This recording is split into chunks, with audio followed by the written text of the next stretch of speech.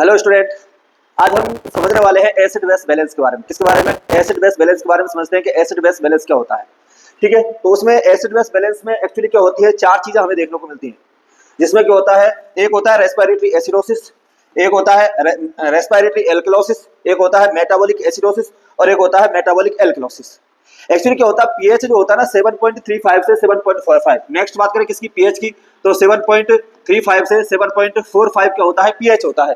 PH अगर इससे ज्यादा होगा तो एल्कलोसिस की कंडीशन होती है और पीएच कम होगा तो एसिडोसिस की कंडीशन होती है। अब मैं आपको इसको बताता हूँ, रेस्पिरेटरी एसिडोसिस। तो रेस्पिरेटरी एसिडोसिस की कंडीशन जब भी होगी तो पीएच क्या होगा, कम होगा, और पीएच जब भी कम होगा तो CO2 क्या है, बड़ा हुआ देखने को मिलेगा। याद रखना, पीएच जब भी कम होगा तो CO2 आपको बड़ा हुआ देखने को मिलेगा।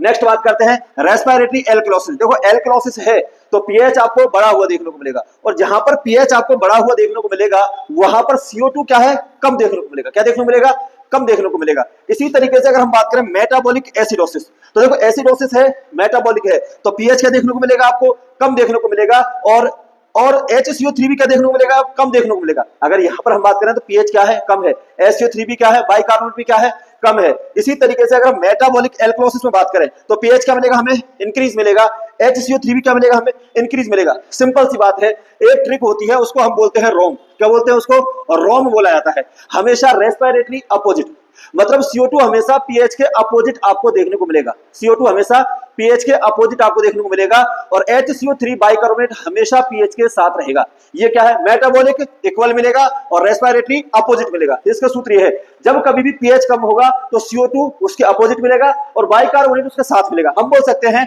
पीएच और CO2 आपस में क्या है, दोनों दुश्मन है। क्या है, दोनों दुश्मन है। और पीएच और HCO3 दोनों आपस में क्या है, दोस्त है। दोनों आपस में क्या है, दोस्त है। तो जब कभी भी पीएच घटेगा तो HCO3 भी क्या होगा, घटेगा, लेकिन CO2 उसका दुश्मन है तो CO2 बड़ा हुआ देखने को मिलेगा। पीएच जब भी बढ़ेगा CO2 कम होगा, लेकिन बाइकार्बोनेट भी बढ़ेगा। आगे समझ में, तो हमेशा पीएच जो है उसके साथ बाइकार्बोनेट साथ रहता है और CO2 जो है हमेशा उसके अपोजिट आपको देखने को मिलेगा। आगे हम इसी तरीके की वीडियोस देखने के लिए अब टारगेट नर्सिंग कोचिंग क्लासेस का चैनल है, आप उसको देख सकते हैं। और न्यू बैच PNST और नर्सिंग का स्टार्ट है, तो जो भी स्टूडेंट न्यू बैच ज्वाइन करना चाहते हैं तो कल से हमारे यहाँ पर न्यू बैच स्टार्ट है। Thank you.